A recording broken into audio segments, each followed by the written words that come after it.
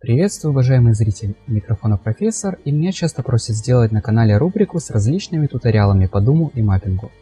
Я прислушиваюсь к этим просьбам и сегодня покажу вам, как просто и быстро установить GZDoom, QZDoom, ZDoom, Zandronom, PowerBoom Plus и Chocolate Doom на компьютер под управлением операционных систем GNU Linux, Debian ветхий.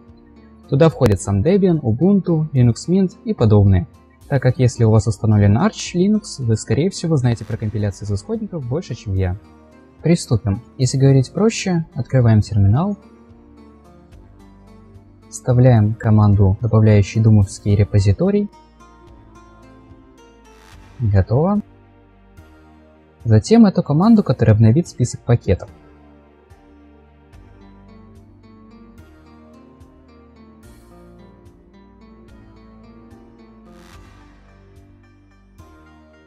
У меня данный репозиторий уже подключен, поэтому на видео вы видите предупреждение. Все, теперь вы можете устанавливать любой source port Doom, такие как Zandronom, Doomseeker для Zandronom,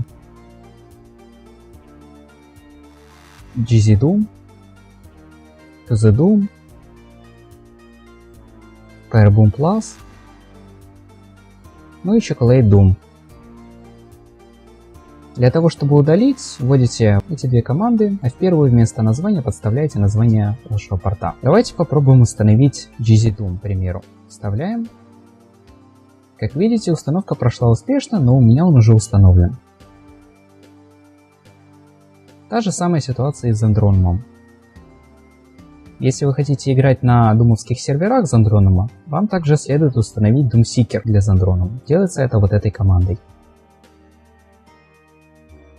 Если вы не знаете, какой source port выбрать, выбирайте GZDoom. А если хотите играть на серверах, выбирайте Zandronom и Doomseeker для него. Если данное видео наберет 20 лайков, я выпущу видео по полной настройке GZDoom. Спасибо за просмотр, у микрофона был профессор, всем удачи, всем пока.